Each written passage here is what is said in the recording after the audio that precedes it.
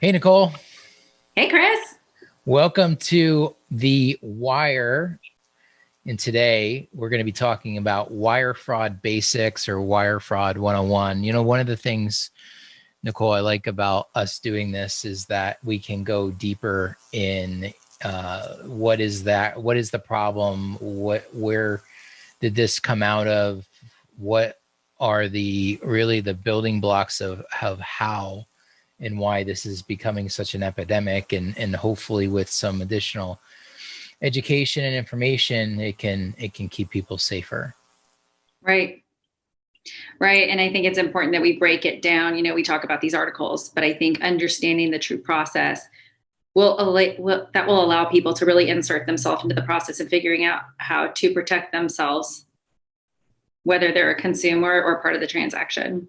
Yeah, and like it's like, oh, I didn't realize they're doing that, or oh, I didn't realize that this is where I could potentially become a victim, or where one of my clients could become a victim. And so, the idea to be able to have some additional insight, whether you're thinking about buying your first home and you are afraid of this problem, or you're aware of this problem, or you have a client who may need to hear something like this. So the idea is, how can we take a step back here and just break this thing down and get an idea of why and how it's happening at a real basic level. And I think it's maybe we need to start and talk a little bit about, like, what do title companies actually do, and how does money move in these transactions and real estate transactions, and why are wires such a thing when you could easily send I could easily send you $200 through Venmo,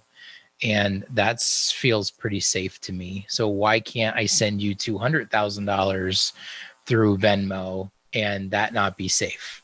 Right, right.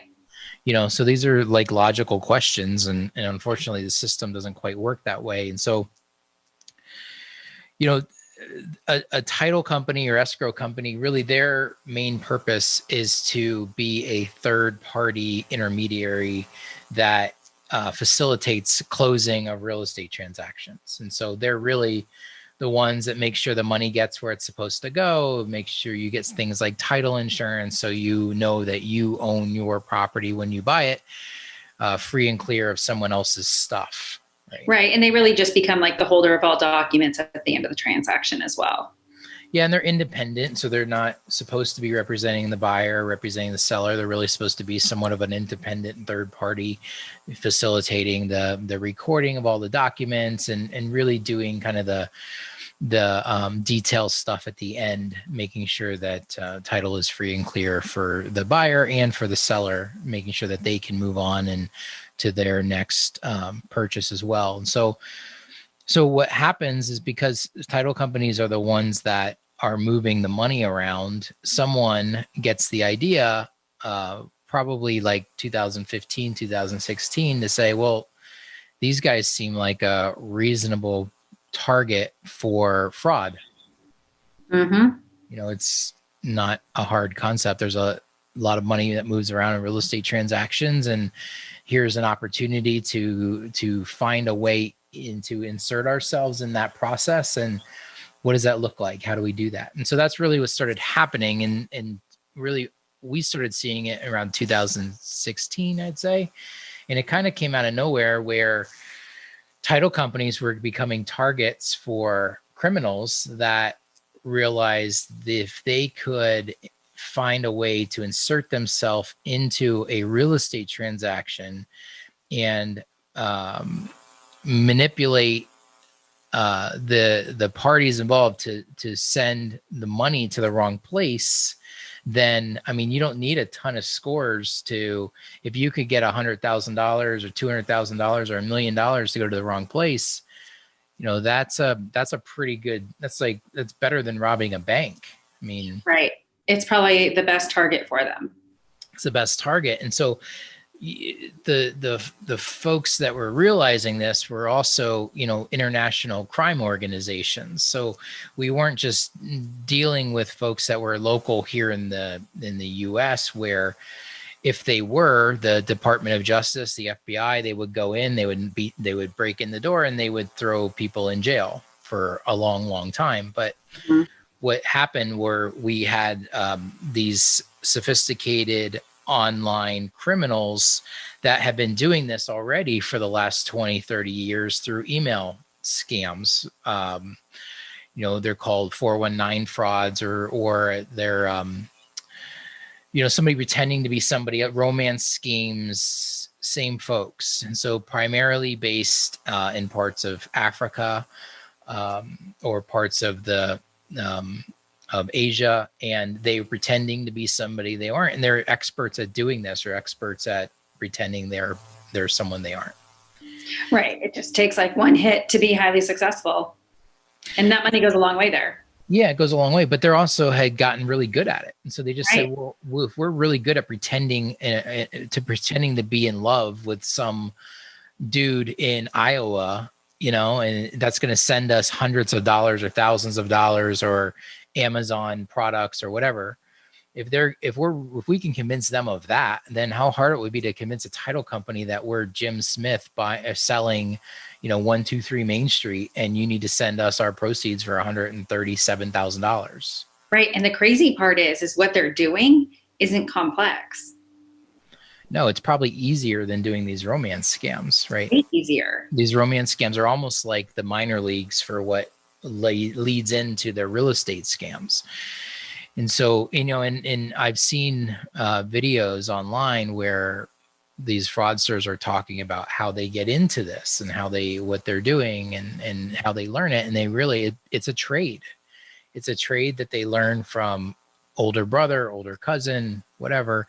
And a lot of them do start out by doing the pretending on social media they're somebody they really aren't, and getting someone else to believe that they're, rather than a 20-year-old in Nigeria, they're a 22-year-old female in Arizona. It's Yep. there. And so what's a bit different about this type of fraud as well is they've also started partnering with hacker groups out of India and Pakistan who do a lot of the technology behind these frauds. So these frauds generally happen through what are called phishing scams. And so for those that aren't familiar with a phishing scam, I mean, it's spelled PH, but it's literally like fishing people. Right. You cast your line in the water enough times, something eventually is going to bite. Exactly. So how do these phishing scams work? So that's what they're doing, right? So they're throwing their line out digitally in a way, and casting it against tons of people. And what they're doing simply is pretending that they're pretending that you, for example, so Nicole, you get an email, it looks like it's coming from Apple, and it says, you've had a breach of your account. We need to have you reset your password. So we need you to log in first. And you say, oh crap, I can't get into my Apple account. I freak out. I'm going to go click on this button, this link that looks like it's from Apple. It looks legit. And I put in my email address, I put in my password. And once I do that and hit submit, they've now captured my email address and my password. And to be fair, I've seen those emails come through, and I know plenty of people who've actually filled them out and they've admitted it. And because they do look real, and they're like, oh, well, maybe I need to go do, I mean, it's. So you don't have to be successful a ton of times with this, right? So now what they do is they focus in on the real estate transactions. They focus in on the real estate industry. And so they begin targeting title companies, phishing real estate agents whose information is generally pretty easy to find. And they build these databases. And now if you have a database of, there's 1.2, 1.3 million real estate agents or realtors. So how many of them do you have to successfully phish to get yourself a payday? Right. And that number is going to vary. I know that I've talked to a brokerage not too far from here before, and they had a 70% fail rate with their phishing test with their agents. Now, that's not all brokerages, obviously, but that's a really high number. It's a huge number. So they pretend that they're, you're locked out of your Apple account or your Netflix account or your Microsoft account or whatever. There's a bunch of different sites they use that look just like the real thing. They work just like the real thing. I mean, there's what these people do is they literally spend their time recreating websites that look exactly like the real websites. And so how do these hackers get these websites though? That's the interesting part. Well, so all this stuff exists on the dark web. Right. So you can go on to the dark web, and I think you can pay probably less than $100 to have access to websites that look just like the real ones. So minimal investment for a huge return. Minimal investment. They really don't have to be technology wizards in order to do this. It's just like deploying any website. It's not rocket science. And so, you click on one of these links, you put your information in, and you've been successfully phished. And so if you then use that login information for another account, like your real email account or your bank account or whatever, typically they're trying to get into your actual email account. And so if they phish you, they probably more often than not now have your login information for your email. So they have the information, they're able to successfully get that, and then they try to use that to get into your email account.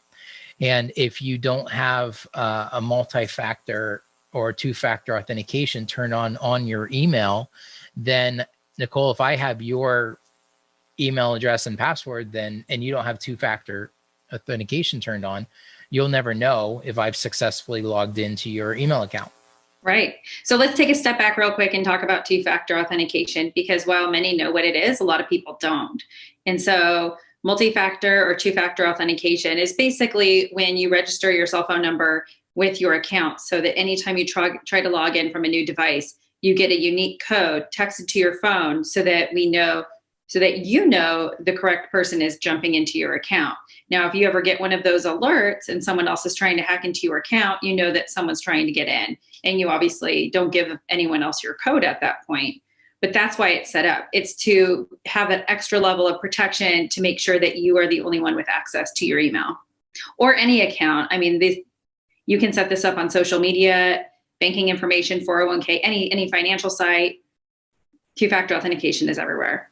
Yeah, it's fairly simple. It's a simple concept. You need more than one way to get in and access your email. And according to Google, 90% of their Gmail users don't have this turned on.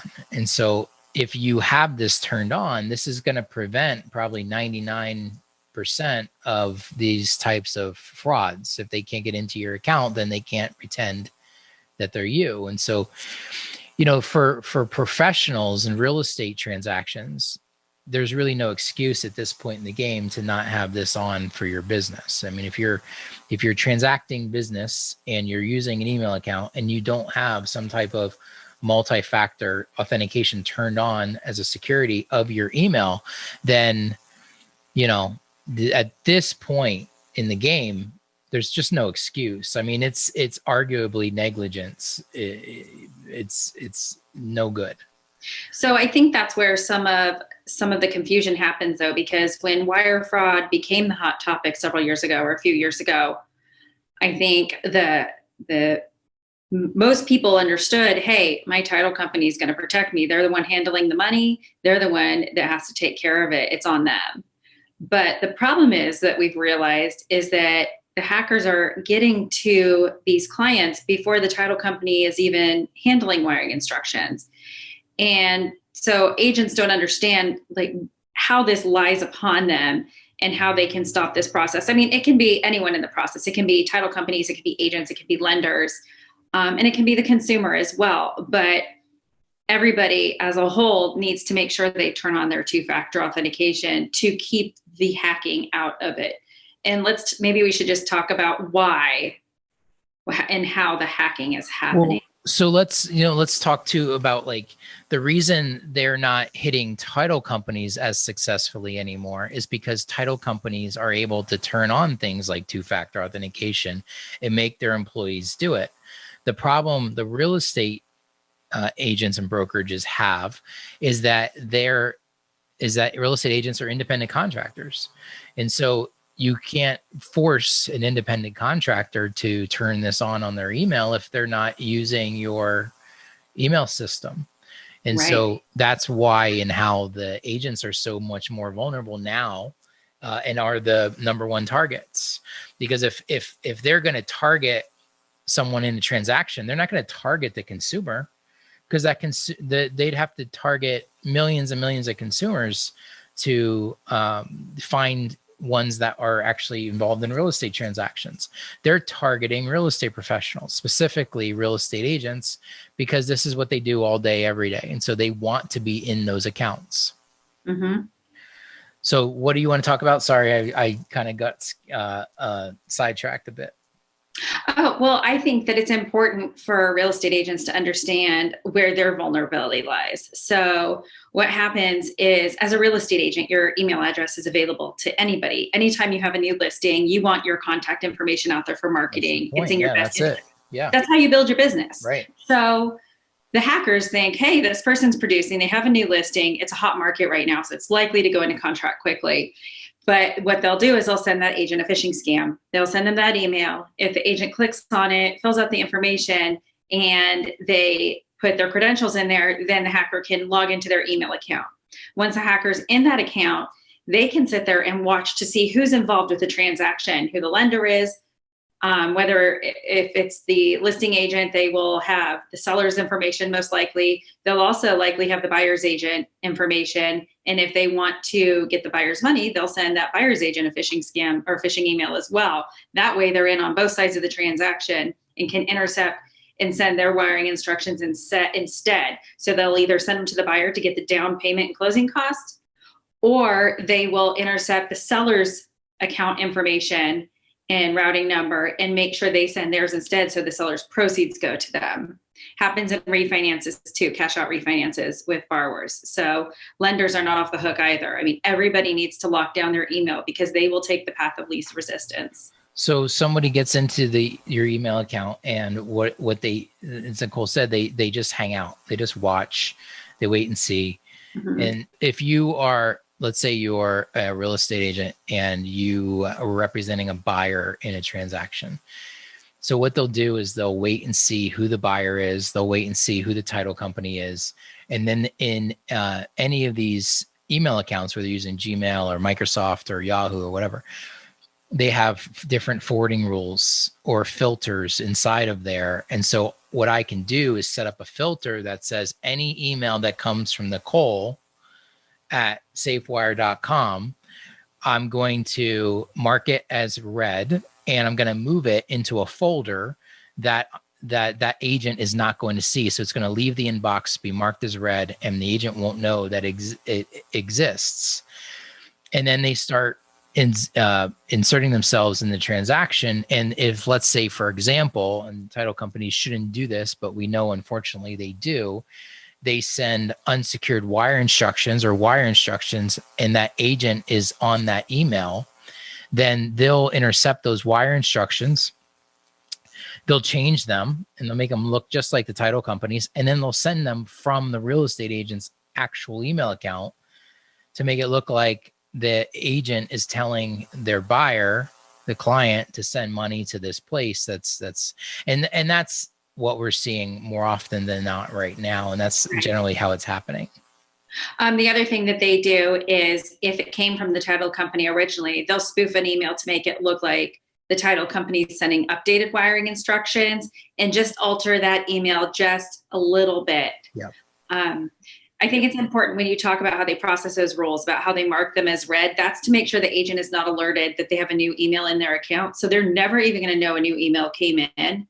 And then when they move it to that other folder, they're going to move it somewhere where they likely don't look.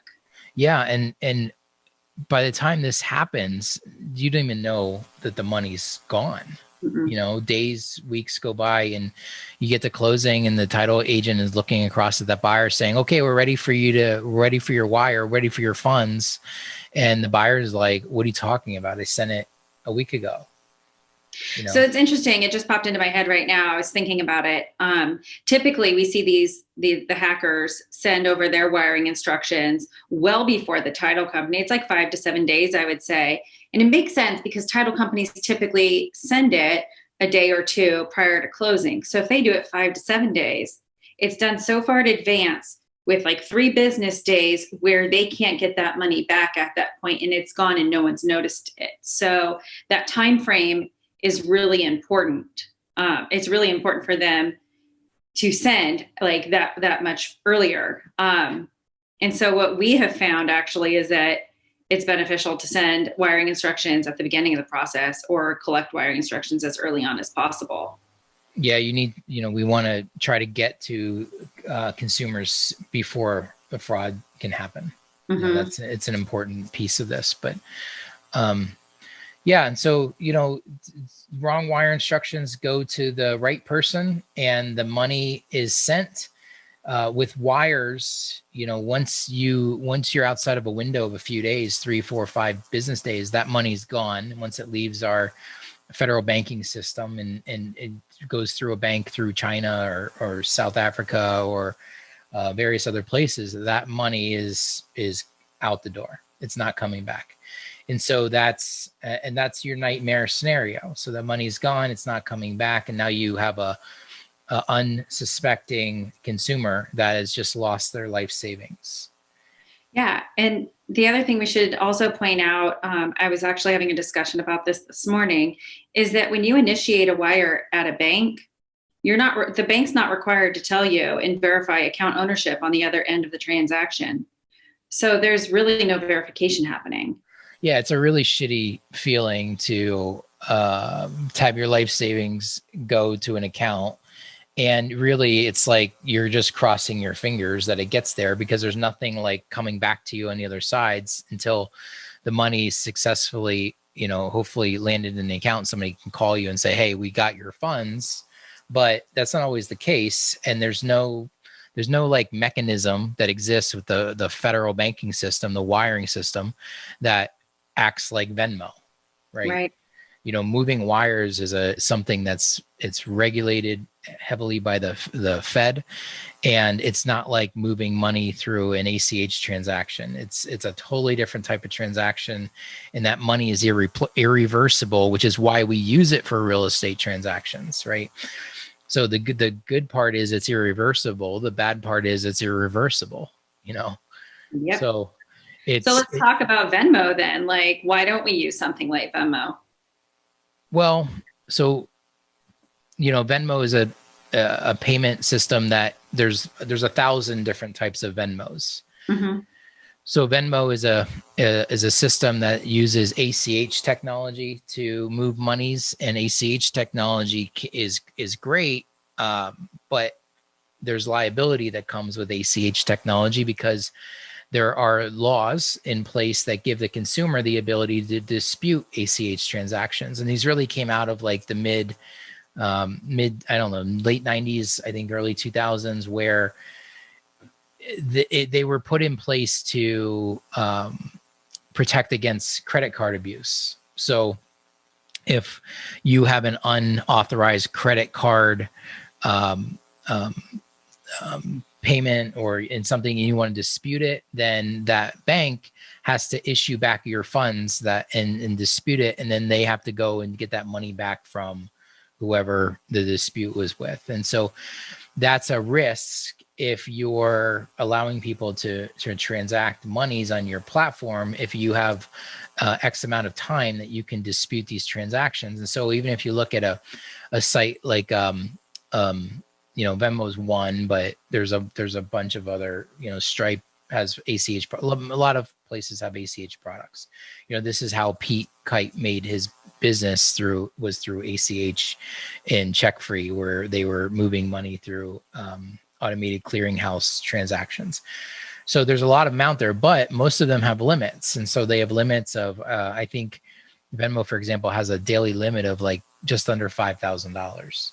So you can't, and there's a time delay. It generally takes 3 to 5 days to clear because of those dispute laws that we talked about. So it's not, even though the money may move almost instantaneous, the process isn't instantaneous. And so, so anything, and to make it even more complicated for we hear a lot of times, well, let's just go back to using checks. Let's just go back to using certified checks. And why can't we do this with certified checks?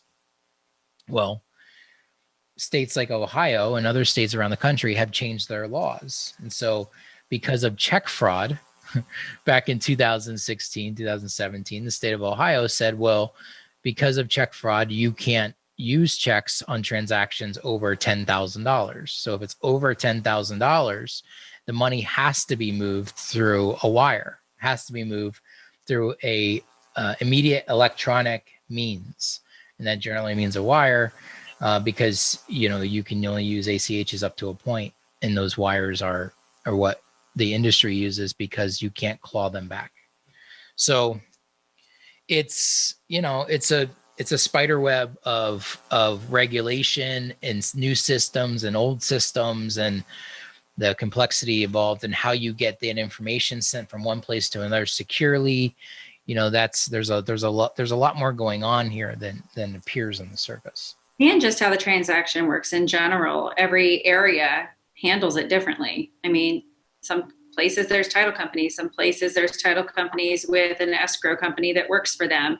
And then there's attorneys who handle transactions. I mean, it just really depends where you're at. Yeah, and the level of security varies from business to business, state to state. The expectations vary across the country too. And so one of the best things you can do, whether you're a consumer or you're a professional, is to get educated and ask the right questions. Ask the right questions of the companies and people you're doing business with. And if they can't answer those questions to your satisfaction, then that should be concerning. So what are your questions that you would ask as a consumer? Like, I think it's important to point these out so that they know. Well, I think it's important to ask questions like, what's your process for making sure that my wire instructions are sent to me securely? What's your process for making sure that you prevent me from being a victim of wire fraud? What's your process if wire fraud actually happens? Mm-hmm. How do you get the money back? Have you lost money to wire fraud? If so, what happened? So I think these are some of the questions to start to ask and see what comes back. And no one that has the right policies and procedures in place would take offense with someone being thorough and asking these questions. I think one of the, consumers, buyers and sellers, they don't do this every day, right? Professionals do, real estate folks do. And so for consumer, I think it's like, there's so much stuff, especially if you're buying a house, there's so much stuff that you go through that you're just unaware of that is happening or going to be happening. And so you just think all of this is part of the way it's supposed to be. And the unfortunate reality is this stuff is changing and moving so fast that it's not always the way it's supposed to be. And sometimes you just don't know until it's too late. So, you can't be afraid. I think, we think, well, I don't want to ask a dumb question. You can't be afraid to ask questions in and around, this is the largest financial investment most of us make in our lives. And so we have to be educated. We have to ask the right questions. We have to be diligent in how we're dealing with these things. And it's not enough to say, well, it's this person's problem or it's that person's problem. No, it's all of our problem if someone loses money. So, yeah. And I think it's important to ask questions. Like you said, it actually makes you look more educated on the process when you're asking these questions. And if someone pushes back on you and says, well, we don't need this, we don't need that, you might want to question who you're working with. Yeah. And asking and questioning the people representing you. So the real estate agents you're working with, asking, do they have the right protections set up? Do they have two-factor authentication on their emails? They might be taken aback to be asked that question, but this is where a lot of the infiltration's happening. So asking, what kind of security measures do they have in place? What do their cyber policies look like? Yep. This is their job. This is their representation of you. And if you don't ask, the risk is that you lose your life savings. So it's worth asking, and you should never be embarrassed to ask that. Yeah. And real estate agents should be telling their clients to be asking these questions. And it's like, hey, listen, if you don't work with me, like I get it, it's cool, but make sure whoever you do work with, you ask them these questions. Right. This can actually be a competitive advantage to your business if you're putting a highlight on this problem and saying, hey, this is a growing epidemic. It's a problem. Here's our, they all have disclosures that say, don't be a victim of wire fraud. That sounds great and everything. But at the end of the day, like, you've got to still prevent it. And so yeah, disclosures are not enough. the disclosures, people forget about them. Think about how many disclosures they sign at the beginning of the process. Yeah, it really is nothing. So how do you actually turn it into a value prop in your business? And one of the ways you do it is say, hey, here are the 5 things I'm doing to prevent real estate wire fraud, and here are the expectations you should have and what you should be looking for when it comes to this transaction that's going to happen, and what's going to happen with your experience and your monies, and these are the things to expect. So, if you're a real estate, we're not saying all of these things to bash professionals, because this is what we are and what we do, and we appreciate what they do and we know the effort it takes. But unfortunately, it just hasn't sunk in yet across the industry that this is a growing problem, that if we don't get our arms around, one day we can be looking back saying it's too late. Someone else has come along and solved this problem in a way that doesn't involve traditional real estate folks, and we only have ourselves to blame.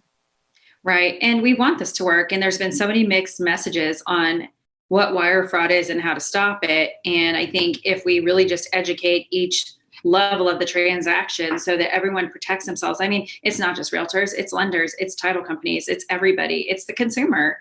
So as a whole, we all have to make these changes. Yeah, because the last thing you want to have happen is this be part of your story. This is a nightmare. And if this does happen, there are some things you can do. Again, the best thing to do is prevent it from happening. But, if it does happen, then time is critical. Speed matters. So the first thing to do is this has to be reported to the FBI. It has to be reported to your bank. It has to be reported to the businesses you're working with immediately. The FBI can shut down these money transfers if it has enough time, if it hasn't left our system. There's a website that they have called ic3.gov, and you fill out a report on ic3.gov. They have hundreds of people dedicated to this effort. So that's the first step, is you get on there and you fill this out. You put everybody on notice that here's what's happening, and you get as proactive as you can to work to get that money back. Right. And you, God willing, the crime will be stopped. So let me ask you, like, if you were going to get a realtor right now, to sell your house, I know things I would ask them are, and these are things that realtors should think about implementing into their daily activities, is I would make sure they had two-factor authentication. I would make sure they have some type of secure password manager that changes their password on a regular basis and makes it complicated so that it's unlikely a hacker would get into it. I would make sure they work with a title company that uses secure wiring instructions. Although that's sometimes not enough.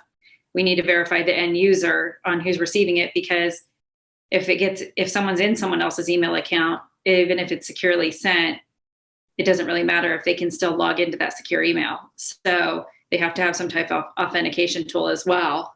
What else would you say?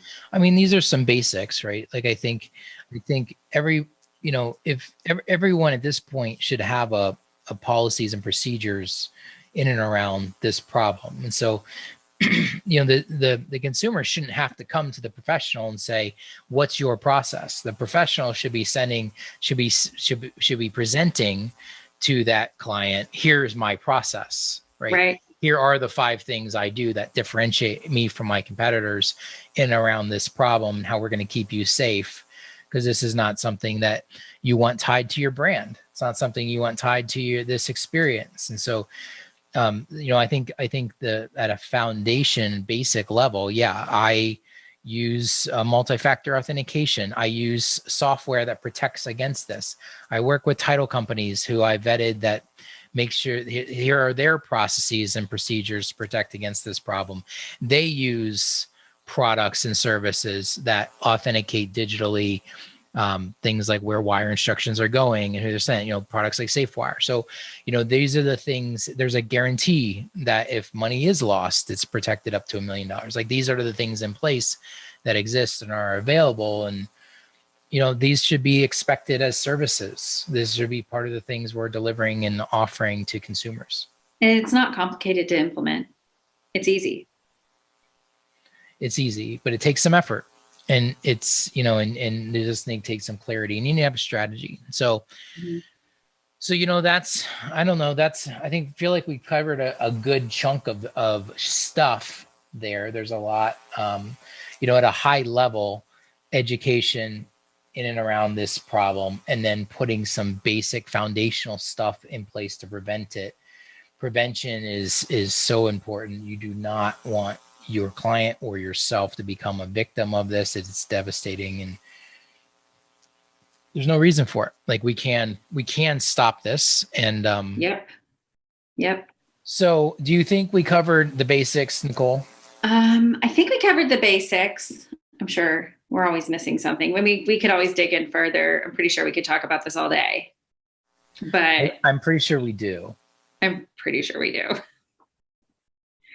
it's good. This is what allows us to understand it and share our knowledge with others to help them stop it as well. I mean, if it helps one person, then great. It stops one person from losing their money. That's fine. Yep. So we have more information on our website, SafeWire.com.